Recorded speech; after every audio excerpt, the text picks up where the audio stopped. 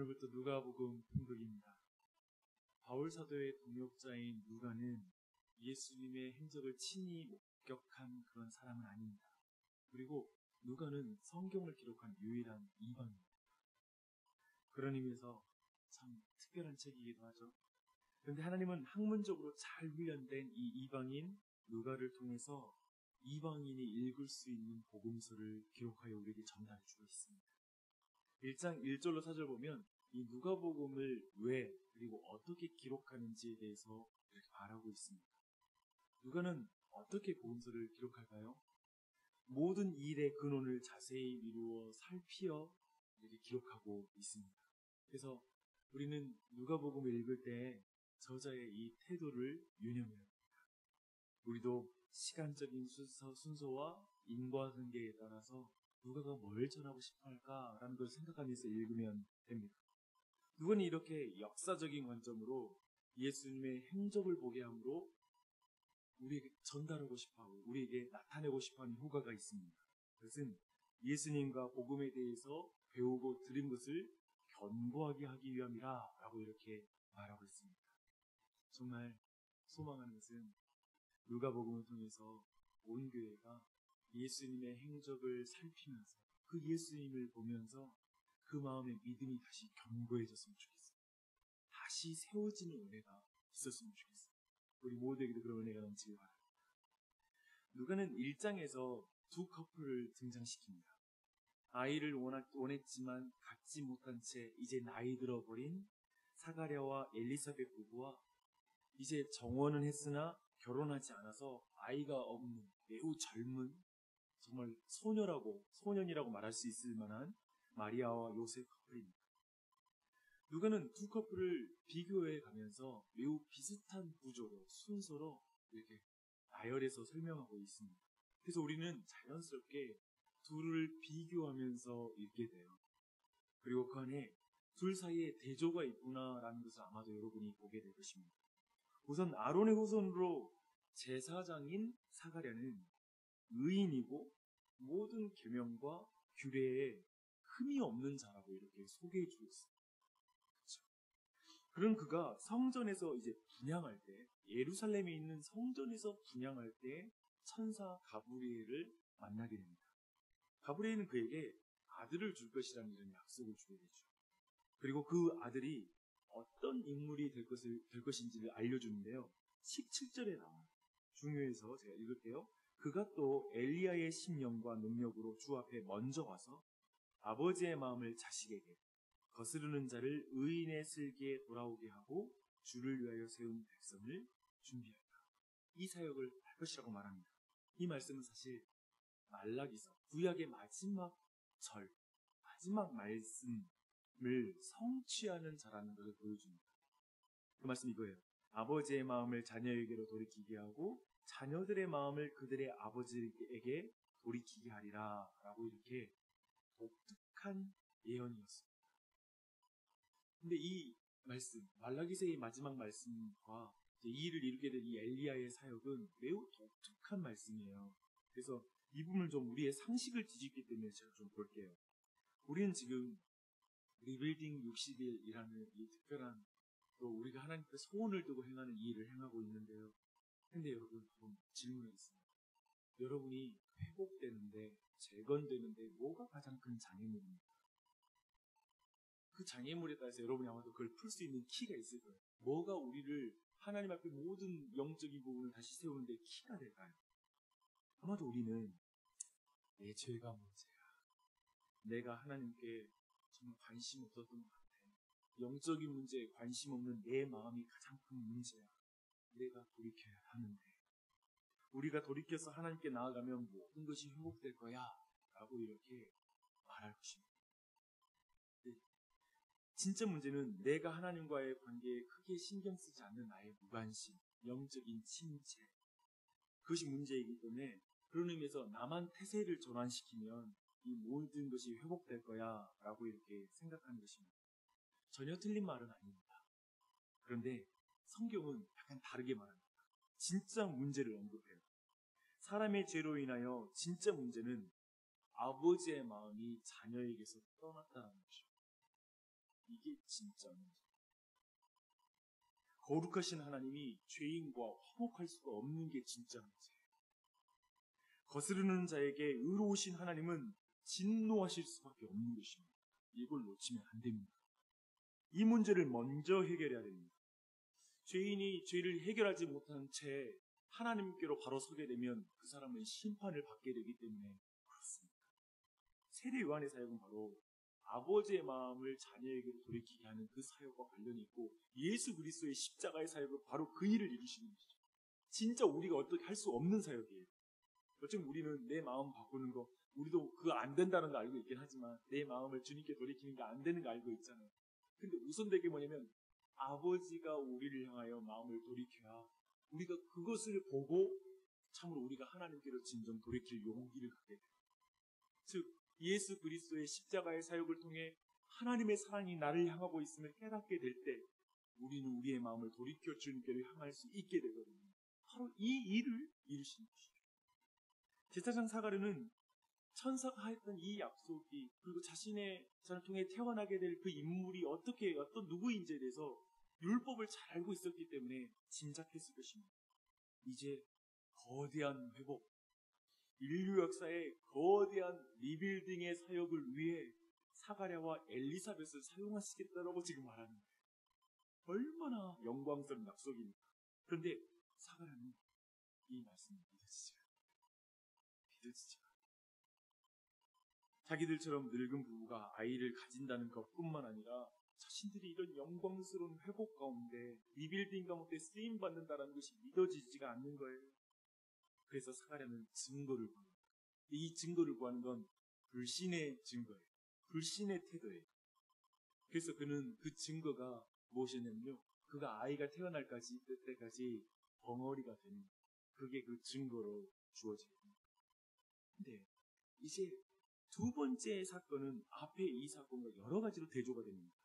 가브리엘이 전한 소식과 또한 반응을 또한 주목해 보시길 바랍니다.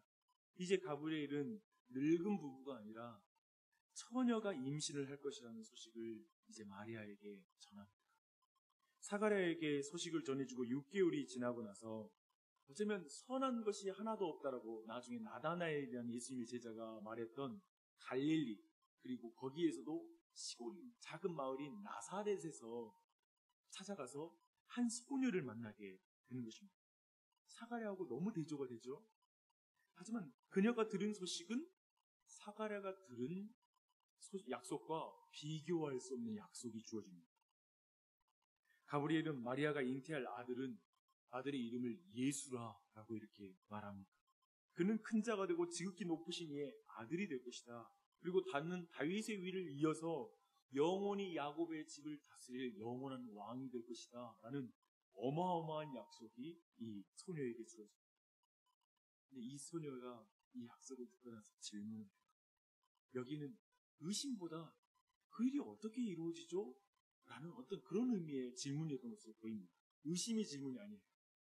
마리아는 자기가 남자를 알지 못하는데 어찌 그 일이 가능한지라고 묻지만, 가브리엘은 성령의 능력으로 임신할 것이고 그 나실 자는 하나님의 아들이라고 선언합니다. 한 증거로 가브리엘은 마리아의 친척인 엘리사벳이 지금 임신한 지 6개월이 되었다라고 이렇게 말하는 것이죠. 그래서 하나님의 말씀은 능치 못함이 없다라고 약속하십니다. 마리아는 이 말씀을 의심할까요? 받아들일까요? 사실 처녀인 마리아가 이 말씀을 받으면 그 당대의 사회에서는 율법에 따라 돌에 맞아 죽거나 아니면 매우 천박하고 더러운 아이야 라고 이렇게 비난받게 되는 그런 말씀, 굉장히 장애물이 있죠. 근데 마리아는 가브리엘 말대로 자기가 은혜 받은 자인 것을 고백합니다. 주여, 여종이오니 말씀대로 내게 이루어지리라. 모든 정황을 한번 생각해 보세요. 사가랴와 정황을 고백하면 사실은 사가랴의 내용은 사가랴가 하나님의 말씀을 있는 대로 믿는 것보다 마리아가 이것을 있는 그 말씀대로 믿는 것이 얼마나 어려운 것인지 굉장히 대조가 돼요. 내용도 그렇고 모든 환경이 그런 거예요. 근데 그것을 그대로 받아들이고 철저히 하나님의 말씀을 믿는 거예요. 하나님의 행하심을 믿는 거예요. 그리고 나서 마리아는 벙어리가 되지 않고 하나님을 찬양하는 찬가를, 마리아의 찬가를 부르게 됩니다. 정리를 하겠습니다. 사가랴와 마리아는 정말 신분에서도 격차가 납니다. 그리고 가브리엘을 만난 장소는 예루살렘과 갈릴리 나사렛, 성전과 나사렛 동네, 연륜이 깊은, 그리고 하나님의 말씀에 대한 지식이 많은 사람과 그리고 그렇지 못한 여인, 소녀, 격차가 납니다. 남성과 여성이라는 사회적인 격차도 있고요. 그리고 그들이 들었던 말씀의 내용도 엄청난 질적인 격차를 보여줍니다. 메시아를 예배하는 자와 메시아를 그들에게 약속한 것입니다. 나이 든 몸과 처녀의 몸의 차이도 있습니다. 그런데 두 사람의 반응에서도 차이가 났죠. 사가랴는 믿습니다. 마리아는 주여 여정이오니 말씀대로 이루어지이다 라고 말합니다. 결과로 사가랴도 쓰임 받죠. 하지만 벙어리가 되고 마리아는 쓰임 받으면서 그분을 찬양하는 찬가를 부르게 됩니다. 주 안에 사랑하는 여러분, 우리가 은혜를 받는다는 것은 그 말씀 앞에 이렇게 말하는 것입니다. 말씀대로 내게 이루어지이다. 이게 은혜입니다. 우리는 일반적으로 은혜를 뭐라고 하냐면 감동받을 때, 내 감정이 움직일 때, 눈물이 났을 때 나 은혜 많이 받았어요 라고 말합니다. 그게 참 은혜가 아니라 하나님 이 말씀대로 순종하기도 하고 이 말씀이 내게 이루어질 것 있습니다 라고 말하는 게 진짜 회복, 진정한 변화입니다. 하나님의 독생자의 탄생에 대한 기사는 마리아의 놀라운 순종을 통해서 이루어집니다. 하나님의 역사는 언제나 자기 백성의 순종을 통해서 일어납니다. 하나님께서는 억지로 하는 자에게 올가미를 씌워서 하나님의 일을 이루기를 너무나 원치 않으세요. 지난 주일날 우리는 그걸 확인했죠. 부족해도 참 믿음으로 자발적으로 순종하는 자를 통해서 이루어집니다.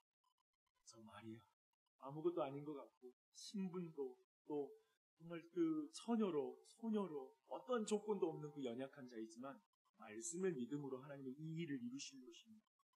이것이 누가복음의 서두에서 놀랍게 선언하기 시작한 일들입니다. 그리스도의 성육신과 사심과 죽으심과 부활과 구원의 역사가 앞으로도 어떻게 일어날지를 보여주는 큰 방향을 제시해주고 있습니다. 여러분이 그런 순종의 자리에 있는지를 확인하는 여러분이 되셨으면 좋겠습니다.